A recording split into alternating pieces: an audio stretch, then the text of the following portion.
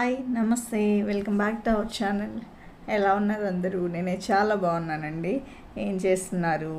So ఈరోజు నేను పెట్టబోయే ఈ వ్లాగ్ ఏంటంటే లాస్ట్ సండే వ్లాగ్ అండి. లాస్ట్ సండే రోజు మా వదిన వాళ్ళందరూ వచ్చారు మా ఇంటికి. ఇక్కడికి వచ్చారనమాట కావలికి.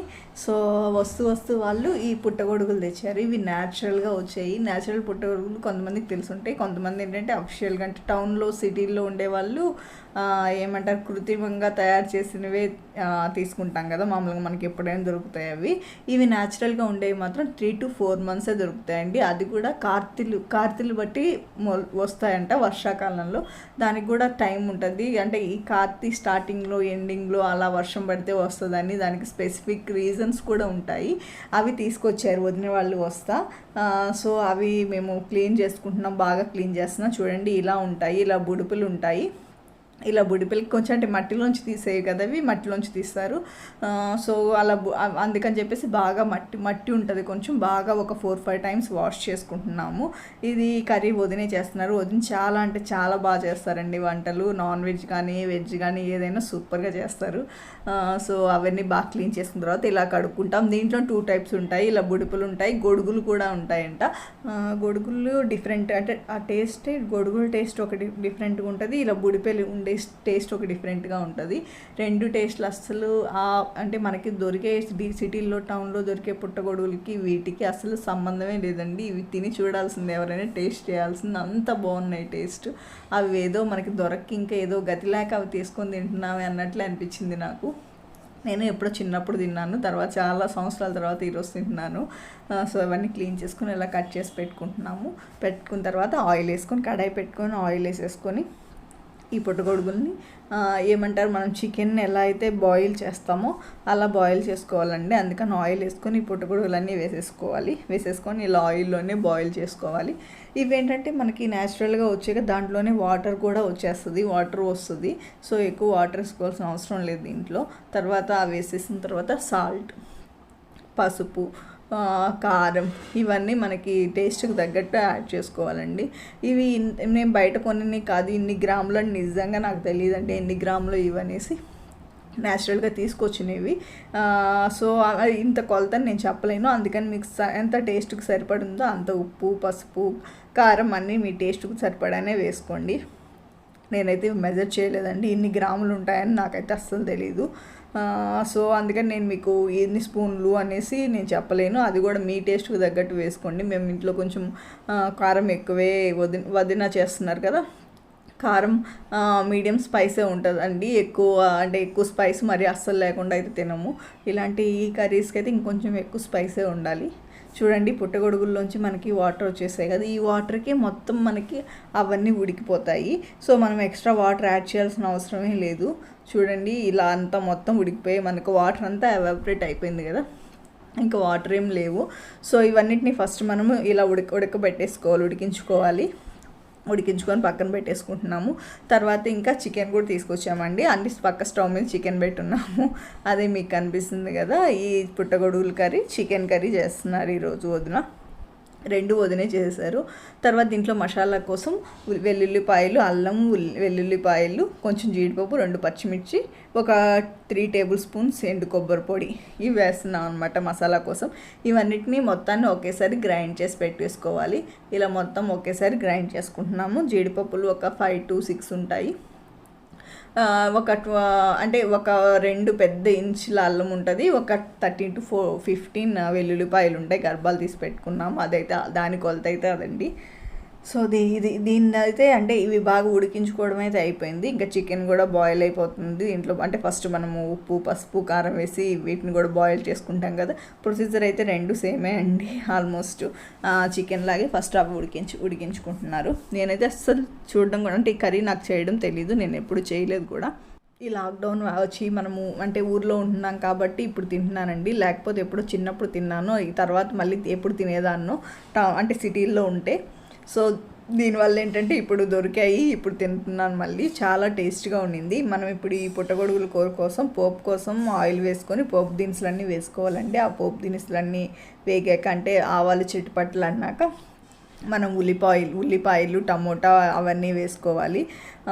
సో మనకు పోపు దినుసులు అయితే వేగేయండి. తర్వాత ఉల్లిపాయలు వేస్తున్నారు. ఇదేమంటే 2 మీడియం సైజ్ ఉల్లిపాయలు కట్ చేసుకున్నాం. దీనికి చిన్న చిన్న ముక్కలుగానే కట్ చేసుకున్నామండి. అంటే చీలికల్లా కట్ చేసుకోలేదు, చిన్న చిన్నగానే కొంచెం తక్కువ లెంత్తోనే చాప్ చేసుకున్నాము. సో ఈ ఉల్లిపాయలన్నింటినీ ఆయిల్లో బాగా వేగనిస్తున్నాము. తర్వాత ఉల్లిపాయలు వేగాక మనం టమోటాని ప్యూరీ చేసి పెట్టుకున్నాం అనమాట. ఇది ఏంటంటే ఒక 2 మీడియం సైజ్ టమోటాలని ఇలా ప్యూరీ చేసి పెట్టుకున్నాము. ఇలా టమోటా ప్యూరీ వేసినందువల్ల గ్రేవీ చాలా చిక్కగా వస్తుందండి. మీకు ప్యూరీ ఇష్టం లేదు అనుకుంటే టమోటాలని అలానే చిన్న చిన్న ముక్కలు కట్ చేసుకొని వేసుకోవచ్చు. కానీ గ్రేవీ రావాలి అని అనుకున్న వాళ్ళు మాత్రం ఇలా ప్యూరీ చేసి వేసుకుంటే చాలా బాగా వస్తుంది. కొంచెం థిక్గా వస్తుంది గ్రేవీ, కలిసి వస్తుంది అంటారు కదా, అలా కూడా ఉంటుంది. టేస్ట్ కూడా డిఫరెంట్ ఉంటుంది. దీని టేస్ట్ డిఫరెంట్ ఉంటుంది, అలా చేస్తే దాని టేస్ట్ డిఫరెంట్ ఉంటుందండి. మీకు అలా కాదు, మాకు ఇవన్నీ అంటే కొంచెం తొలకలుగా తగులుతూ ఉండాలి అనుకుంటే అలా చేసుకోవచ్చు. సో ఈ టమోటాలన్నింటినీ కూడా ఆయిల్ పైకి రానిచ్చేంత వరకు వేయించుకొని ఈ టమోటా ప్యూరీని చూడండి ఆయిల్ పైకి తెల్లుతుంది కదా. ఏదైనా మనం ఏం వేసినా కానీ అది ఆయిల్ పైకి రానిచ్చి అంటే తేలేంత వరకు అయితే బాయిల్ చేసుకోవాలండి, లేకపోతే పచ్చి వాసన వస్తుంది. సో దీన్ని కూడా ఆయిల్ పైకి రానిచ్చేంత వరకు వేసుకొని తర్వాత మనం చేసుకున్న మసాలా పేస్ట్ని వేసేసుకుంటున్నాము. ఈ మసాలా పేస్ట్ని కూడా బాగా మిక్స్ చేసుకొని ఇలానే ఆయిల్ పైకి వచ్చేంత వరకు వేయించుకోవాలండి. దీంట్లో అల్లం వెల్లుల్లి అవన్నీ వేస్తున్నాం కదా, కొంచెం పచ్చివాసన పోవడానికి కొంచెం టైం పడుతుంది, క్విక్గా అయిపోదు. సో కొంచెం మీడియం టు లో ఫ్లేమ్లో పెట్టేసుకొని మనము ఉడికించుకుంటా అంటే వేయించుకుంటూ ఉండాలి. ఆయిల్ బాగా పైకి తేలినట్లు అనిపించాలి. చూడండి ఇలా వస్తుంది. ఇలా వచ్చాక మనకి టమోటా అంటే అల్లం వెల్లుల్లి పేస్ట్ ఇవన్నీ బాగా ఉడికిపోయినట్లు. తర్వాత ఏంటంటే దీన్ని బాగా కలిపి పెట్టుకొని మేము తగినంత సాల్ట్ వేసుకుంటున్నాము. ఆల్రెడీ అంటే పుట్టగొడుగులు ఉడకబెట్టేప్పుడు ఆల్రెడీ సాల్ట్ వేసామండి. సాల్ట్, పసుపు, కారం అన్నీ వేసాము. సో ఇక్కడ కూడా మీ టేస్ట్కి తగ్గట్టు అడ్జస్ట్ చేసుకోండి. గ్రేవీకి తగ్గట్టు ఎంత పడుతుందో అంతే వేసుకోండి. నేనైతే ఇక్కడ మెజర్మెంట్ ఏం చెప్పలేదు. ముందు పుట్టగొడుగులు ఉడకబెట్టేప్పుడు కూడా నేను మెజర్మెంట్ ఏం చెప్పలేదు, ఎందుకంటే నాకు ఎన్ని అవనేది తెలీదు అసలు. యాక్చువల్గా మేము బయట అంటే ఎవరో తెచ్చిచ్చారు. సో అందుకని అవి ఎంత కొలత అనేది మాకైతే తెలియదండి. ఇక న్యాచురల్గానే ఇంక ఊర్లో ఉంటే ఎవరో ఒకరు తెలిసిన వాళ్ళు తీసుకొచ్చి వాళ్ళకు దొరికాయంటే తీసుకొచ్చి ఇస్తారు. సో నేను అసలు అది కూడా ఎలా తీస్తారని చూపించడానికి ట్రై చేసామండి. మాకైతే అవి దొరకలేదు. మేము ఒకరోజు పొలంలోకి వెళ్ళి వెతికాము. ఆ వ్లాగ్ కూడా తీసాను నేను, నెక్స్ట్ ఎప్పుడైనా పోస్ట్ చేస్తాను ఎంతగా సెర్చ్ చేసాము అనేసి. సో ఈ కారం ఇవన్నీ కూడా కొంచెం అంటే 2 మినిట్స్ వేయించుకున్న తర్వాత మనం ఉడకబెట్టుకున్నాం కదా పుట్టగొడుగులు, ఆ పుట్టగొడుగులని ఈ గ్రేవీ పేస్ట్లో వేసేసేయాలండి. ఇవన్నిటిని వేసేస్తున్నాము. అది అంటే ఇవి బాగా ఉడికిపోయాయి చూడండి. అప్పుడు ఎంత పొడవుగా ఉన్నాయో ఆ కాడలు అవన్నీ. ఇప్పుడైతే సన్నగా అంటే ఉడికిన తర్వాత ఇలా అయిపోయాయి అనమాట. ఈ బుడిపెలు ఉంటాయి కదా, ఈ బుడిపెలు మీ దగ్గర మీకు ఎక్కువ పుట్టగొడుగులు దొరికాయి అనుకోండి, ఓన్లీ బుడిపెలు మాత్రం వేసుకుంటే ఇంకా చాలా అంటే చాలా టేస్ట్గా ఉంటుందంట కర్రీ. కింద ఉన్న కాడలు వేయకుండా బుడిపెలు మాత్రం వేసుకుంటే ఇంకా చాలా టేస్ట్ ఉంటుందంట. మాకు కొంచెం అంటే వేరే వాళ్ళు తెచ్చిచ్చింది కదా, కొంచెమే ఉండేవి కొంచెం. సో అందుకని చెప్పేసి మేము ఆ కాడలు కూడా వేసేసాము. కాకపోతే మీ దగ్గర ఓన్లీ బుడిపెలు అంటే ఆ టేస్ట్ వేరు ఉంటుందంట. మళ్ళీ ఆ బుడిపెలు నెక్స్ట్ డేకి గొడుగులు అవుతాయంట. ఆ గొడుగులు దొరికినప్పుడు ఆ గొడుగుల టేస్ట్ వేరే ఉంటుందంట. సో దీనికి ఏంటంటే చేతికి ఒక టేస్ట్, మళ్ళీ డే బై డే ఒక టేస్ట్ వస్తుందంట, అదే చెప్తున్నారు. తర్వాత ఇవన్నీ బాగా మిక్స్ చేసుకున్న తర్వాత కొంచెం ధనియాల పొడి, కొంచెం గరం మసాలా పౌడర్ వేసుకున్నాము. ఇవన్నీ మేము ఇంట్లో చేసుకున్నామండి, బయట అస్సలు వాడట్లేదు లాక్డౌన్ ముందు నుంచి. తర్వాత కొంచెం జీలకర్ర పౌడర్ కూడా వేసుకుంటున్నాము. జీలకర్ర పౌడర్ మాత్రం మీరు ప్రతి వంటలో వేయండి, చాలా మంచి టేస్ట్ వస్తుంది. దాన్ని మిక్స్ చేయొద్దు, చాలా బాగా అనిపిస్తుంది. జీలకర్ర పొడి వేస్తే మనకి కూర టేస్ట్ బాగుంటుంది. తర్వాత దీనికి ఏంటంటే తగినంత వాటర్ వేసుకుంటున్నాము. దాదాపు 2 గ్లాసెస్ వాటర్ వేసాము. మీకు గ్రేవీ అంటే మీరు చేస్తూ ఉంటే మీకు గ్రేవీ ఎంత పడుతుంది, ఉప్పు కారం ఎంత పడుతుంది అనేది మీకు ఈజీగా అర్థమైపోతుందండి. ఇంత కొలత అని అయితే నేను చెప్పలేను, చెప్పట్లేదు కూడా ఎక్కడైతే. తర్వాత ఏంటంటే అది అలా అంటే మూత పెట్టేసి బాయిల్ అవుతూ ఉంది కాస్త. తర్వాత చికెన్ కోసం ఏంటంటే చికెన్లో మసాలాలు అంటే చెక్క లవంగాలు అవన్నీ వేసిన తర్వాత ఉల్లిపాయలు వేగిన తర్వాత అల్లం వెల్లుల్లి పేస్ట్ చేసుకొని టమోటాలు వేసి వేయించుకుంటున్నాం. ఇది నేను క్లియర్గా చూపించలేదంటే ఇది అందరికీ తెలిసిందే కదా, స్పెషల్గా ఏం లేదు. అందుకే పుట్టగొడుగుల కూర మాత్రం నేను క్లియర్గా ప్రతి స్టెప్ చూపించాను. సో చికెన్లోకి అల్లం వెల్లుల్లి పేస్ట్ అంతా వేసిన తర్వాత టమోటాలు కూడా వేగిన తర్వాత ఉప్పు, పసుపు, కారం వేసేస్తున్నారు వదిన. సో చూడండి, చాలా అంటే చాలా టెంప్టింగ్ ఉంది కదా చూడడానికి. చాలా బాగా చేస్తారు వదిన వంటలు మాత్రం. చాలా అంటే చాలా బాగా చేస్తారండి. నాన్ వెజ్ అయితే ఇంకా అస్సలు చెప్పబడలేదు. స్పెషలిస్ట్ అనుకోవచ్చు మా వదిన్ని, అంత బాగా చేస్తారు. అందుకే తను రాగానే మేమేమంటే తన్నే చేయమని చెప్పేస్తాం అనమాట. సో అది యాక్చువల్గా ఈ కూర అయితే అయిపోయిందండి. చూడండి ఇలా బాయిల్ అయిపోతుంది కదా, ఇంకా మనకి కూర రెడీ అయిపోయినట్లే. చికెన్లో కూడా 2 స్టవ్ మీద 2 పెట్టుకున్నాం. చికెన్ కూడా ఈ మసాలా అంటే ఇవన్నీ వేగిన తర్వాత చికెన్ కూడా వేసేసాము. సో అది కూడా రెడీ అయిపోతుంది. అంటే పుట్టగొడుగుల కూర కూడా రెడీ అయిపోయింది. ఫైనల్గా కొత్తిమీరతో గార్నిష్ చేసుకోవడమేనండి. చాలా ఎమ్మె ఉనింది. అంటే చాలా సంవత్సరాల తర్వాత తిన్నాం కదా అది కూడా. అబ్బో అసలు భలే ఉనింది, భలే అనిపించింది. నిఖిల అయితే ఇంక ఫస్ట్ టైం తిన్నామంట. తానే అంటూ తిన్నంతసేపు చాలా బాగుంది ఇది అని అంటూనే ఉంది. ఈ టేస్ట్ అసలు చాలా డిఫరెంట్గా అంటే చాలా బాగుంటుందండి. మనం బయట తీసుకొచ్చుకున్న మష్రూమ్స్ అయితే అలా ఉండదు, అవి అస్సలు టేస్టే ఉండవు. సో ఇవి న్యాచురల్గా మీకు దొరికే వీలుంటే మాత్రం ఖచ్చితంగా తెచ్చుకొని తినండి, చాలా అంటే చాలా బాగుంటాయి. సో ఆ రోజు మా లంచ్ రెడీ అయిపోయిందండి. అది సండే రోజు. సో రైస్ పెట్టేసాము, అంటే రైస్ అన్ని టేబుల్ మీద పెట్టేసుకున్నాం అనమాట. ప్లేట్స్ అందరూ ఇంకా వదిన వాళ్ళు అందరూ ఉన్నాం కదా. చాలా డేస్ అంటే ఎక్కువ రోజు ఉండం కదా. ఆ రోజైతే ఫుల్ సందడిగా ఉన్నింది ఇల్లంతా. అదంతా క్యాప్చర్ చేద్దాం అనుకుంటున్నాను, నాకు కుదరలేదండి. తర్వాత మనం రైస్ పెట్టేశారు అత్తమ్మ. ఇంకా వదిన చేసిన మష్రూమ్ కర్రీ. అండ్ నెక్స్ట్ ఏమో ఇది చికెన్ కర్రీ అండి. చికెన్ కర్రీ కూడా చాలా టెంప్టింగ్ ఉంది కదా, కలర్ఫుల్గా ఉంది కదా, టేస్ట్ కూడా భలే ఉంటుందండి వదిన చేస్తే. చాలా అంటే చాలా బాగుంటుంది. సో మన చికెన్ కర్రీ కూడా అక్కడ పెట్టేసాను, టేబుల్ మీద పెట్టేశాను. అండ్ రసం, నెక్స్ట్ ఏంటంటే రసం అనమాట. రసం చేసుకున్నాం. రసం నాన్ వెజ్ చేసినప్పుడు రసం మ్యాండేటరీ కదా, సో రసం చేసుకున్నాము. అండ్ మజ్జిగ, అంటే పెరుగు కన్నా మేము ఎక్కువ మజ్జిగ ప్రిఫర్ చేస్తాము. అంటే మసాలాలన్నీ వేస్ట్ చేస్తారు అత్తమ్మ, చాలా బాగుంటాయి మజ్జిగ. అందుకని మేము ఆ మజ్జిగ ప్రిఫర్ చేస్తాం, పెరుగు అంత ప్రిఫర్ చేయం. తర్వాత మా లంచ్ అయిపోయింది, మేము ఒక దగ్గరికి స్టార్ట్ అయిపోయామండి. ఎక్కడికి స్టార్ట్ అవుతున్నాము అనేది నేను మీకు షేర్ చేస్తాను, చూస్తూ ఉండండి. నా వ్లాగ్స్ అన్నీ చూస్తూ ఉండండి. మీకు అలా నితిన్ 2 బ్యాగ్లు. ఒరే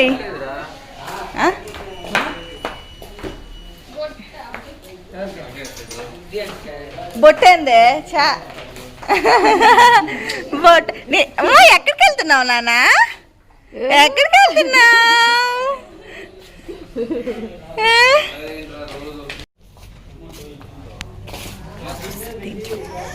ఉన్నాడులే మీ నాన్న వెళ్ళిపోతున్నాడండి ఇప్పుడు. పోరా బండి మీద పోరా నాయన.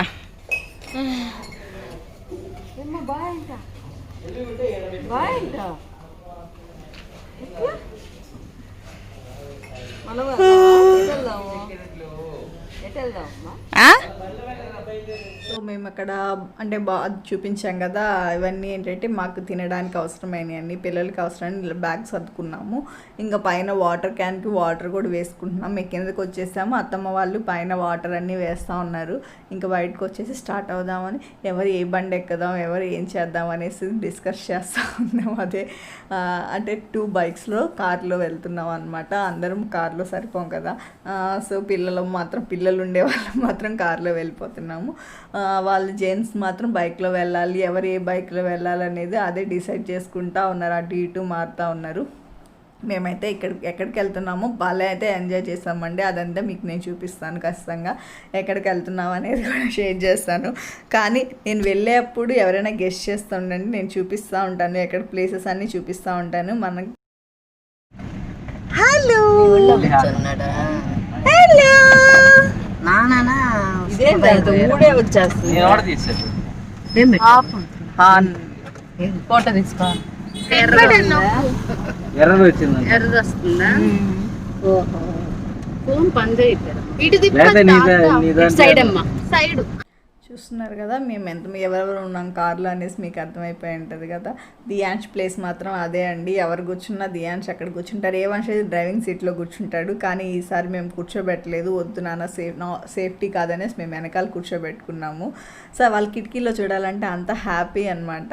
ఇక్కడ ఫోన్స్ అన్నీ పనిచేస్తున్నాయా లేదా సరిగ్గా అని చెక్ చేసుకుంటున్నాము. ఎందుకంటే మాకు ఫొటోస్ పిచ్చి ఉండే వాళ్ళు ఎక్కువ మంది ఉన్నాం కదా, వీడియోలు కూడా తీసుకునే వాళ్ళు. సో అందుకని ఫోన్స్ అన్నీ చెక్ చేస్తున్నాము. ఇంకా స్టార్ట్ తెలిసిన వాళ్ళు ఇల్లు, అది వాళ్ళ ఇల్లు, ఇది వీళ్ళ ఇల్లు అని మాట్లాడుకుంటూ ఉన్నాము. అదే అంటే మనకు తెలిసిన వాళ్ళు మన టౌన్కి వచ్చేసాక మనకు అందరూ ఆల్మోస్ట్ తెలిసే ఉంటారు కదా. దీంట్లోంచి బ్లూటూత్ ని షేర్ చేద్దాం. వైట్ గా ఉన్నావురా. దీంట్లోంచి బ్లూటూత్ ని షేర్ చేద్దాం. అదే అసలు ఈ గ్లాస్ కున్నాయని నేను ఫోన్ కి ఏదో మార్క్ పడిందనే సడన్ గా భయపడతాయి. చూడు ఏమైంది ఫోన్ కొనుక్కుంటా అనుకున్నా గ్లాసుది.